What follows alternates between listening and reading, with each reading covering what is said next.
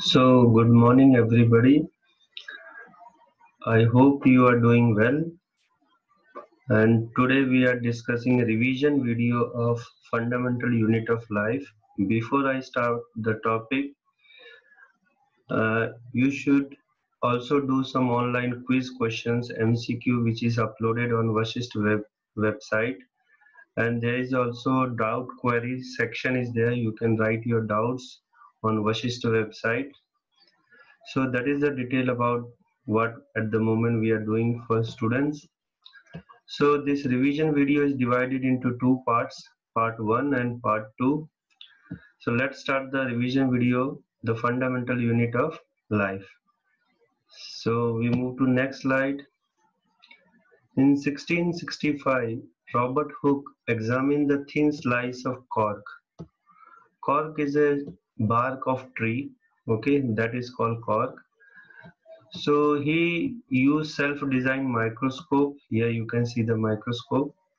So Robert Hooke observed the piece of a slice of cork under his microscope, and what he observed is honeycomb-like structure.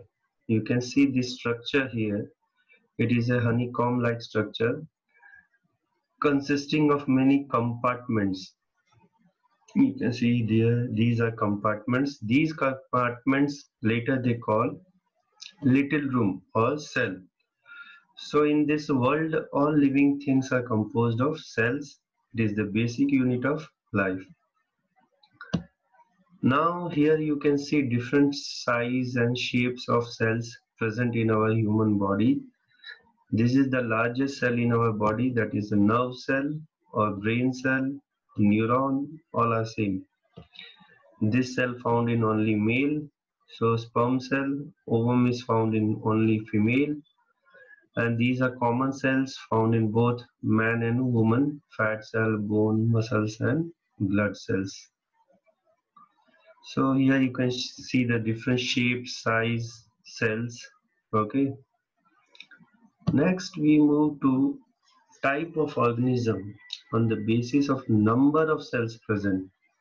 If a single cell organism is there, we call unicellular organism. If it is more than one cell, then we call multicellular organism. Examples are here: amoeba, bacteria, paramecium. Okay, they also have short lifespan, means they live for very short time, not for long. But here, human, trees sometimes they survive for 1,000 years. Human, 100 years. So they have long lifespan, and their cells divide their work. Large number of different cells perform different functions. Okay, they worked as a team of cells. Here one cell perform all the basic functions like absorption, digestion, okay, respiration, etc. Now we move to here. What is the cell made up of? Every single cell do basic functions. So like exchange of gases, digestion, absorption. So this is can be done by one cell. That's why cell is also called structural and functional unit of life, because life can be existed in just one cell. That's why it is called structural and functional unit of life. So the structure of cell, they having three main component of cell: cell membrane, also called plasma membrane, nucleus, cytoplasm. Okay, so here you can see the center part is nucleus, and then outer part is cell membrane, and in between we having cytoplasm. So one by one we discuss in detail about these three parts.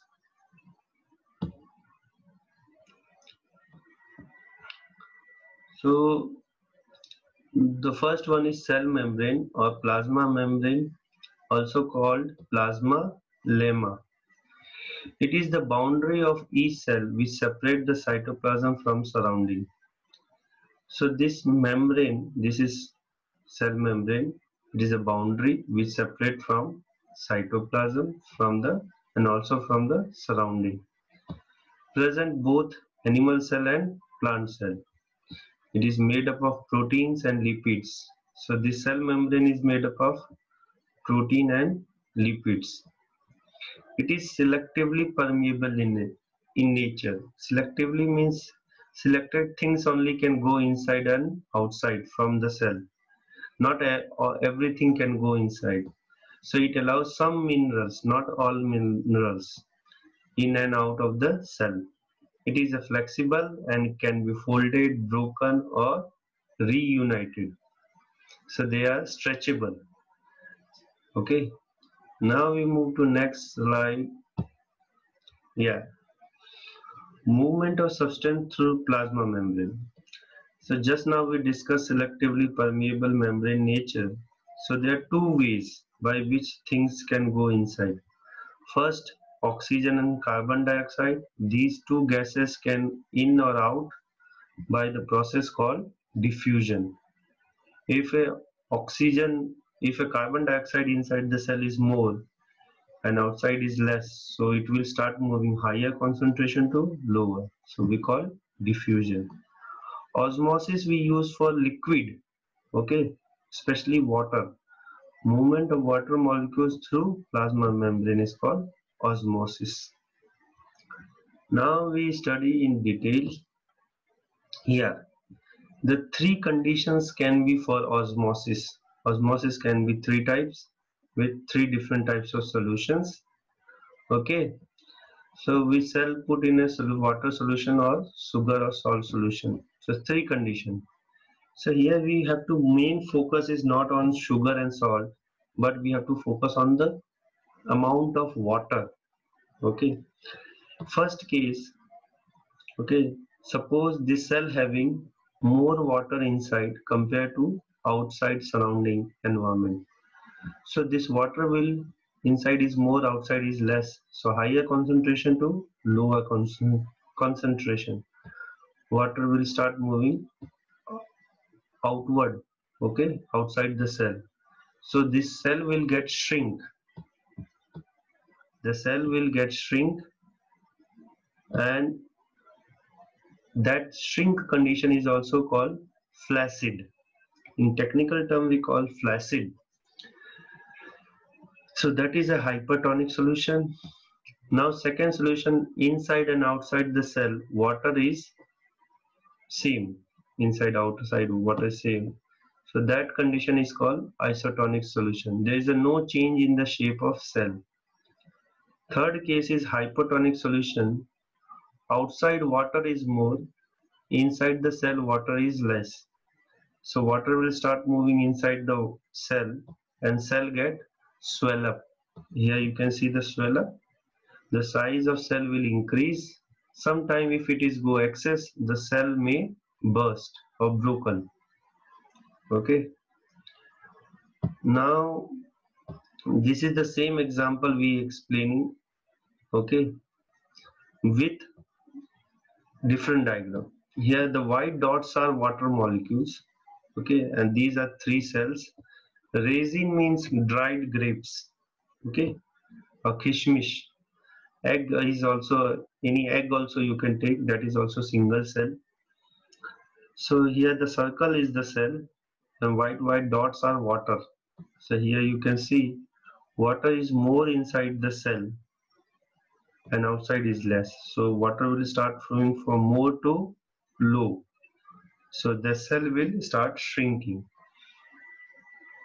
In second case, that is hypertonic solution. Isotonic, outside inside both water molecules are equal, so no change in the shape of cell.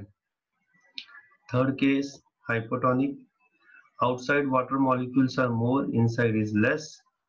So this water will start flowing inside the cell through plasma membrane and cell will get swell up.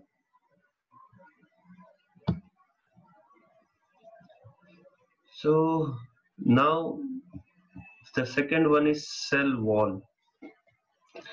It is the outermost covering of plant cell. Okay. It is found in only plant cell.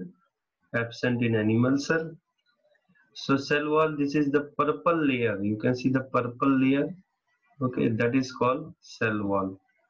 It is rigid, strong, porous, and non-living structure.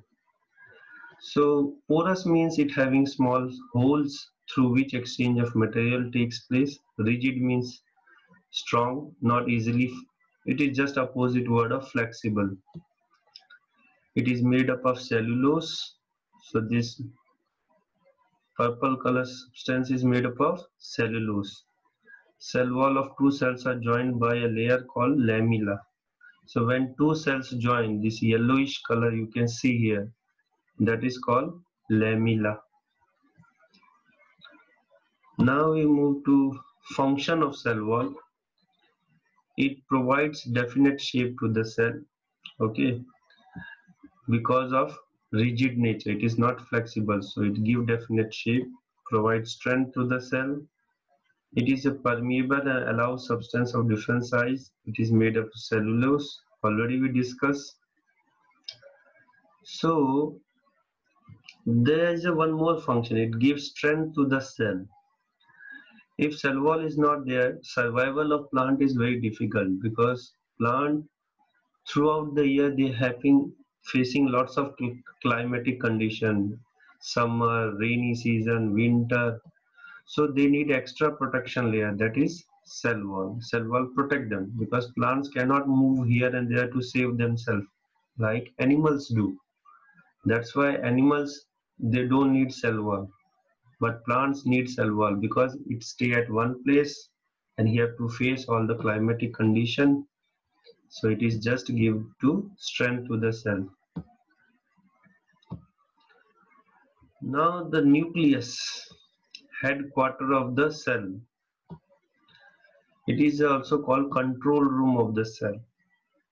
Nucleus, there are two types of cell, prokaryotic, eukaryotic cell. Eukaryotic is modern cell, prokaryotic is primitive cell. One having nucleus well defined, another having not well defined nucleus. Okay, well defined nucleus is absent in prokaryote. Well defined means in a proper shape, not well defined means not in good shape. We will discuss later. It has double layered covering called nuclear membrane. Nucleus is covered by two layers called nuclear membrane. It has pores which regulate the movement of material in or out of the nucleus. So there is a small holes in the nucleus which allow the exchange of material through cytoplasm. Okay. Next we move here.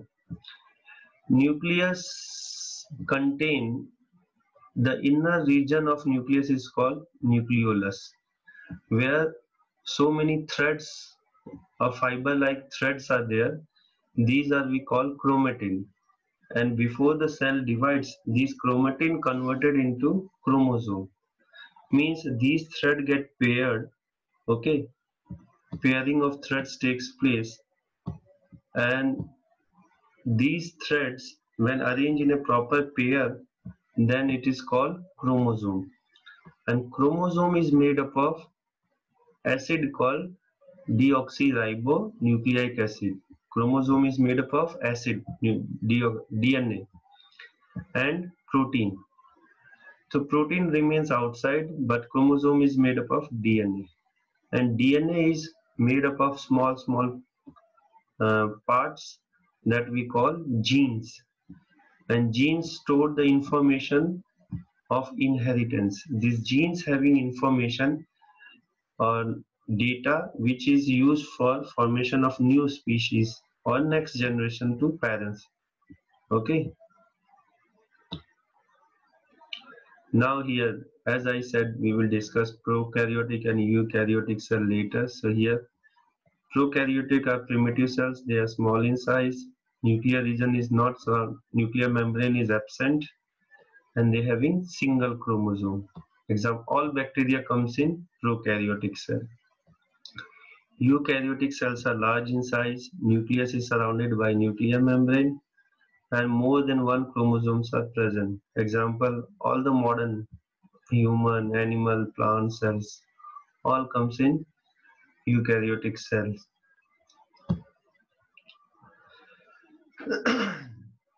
So here is the last slide, cytoplasm, the third part of the cell. So cytoplasm present between nucleus and cell membrane. It's a gel-like structure where the cell organelles are embedded. Cell organelles are organs of cells. So in next class we will study about cell organelles, different types of cell organelles and their functions. They have specific jobs to keep the cell alive. And this gel-like structure is also called cytosol. Okay, so here I am leaving a one question for you. Why viruses do not show characteristics of life until they enter in living body? You have to search for it and we will discuss in the class. Okay, that is your homework. So here I am finishing my class. If you have any queries or doubts, you can put your doubts online in a Vasishtha Vidyalaya websites. And thank you for listening. Have a nice day. Okay, bye.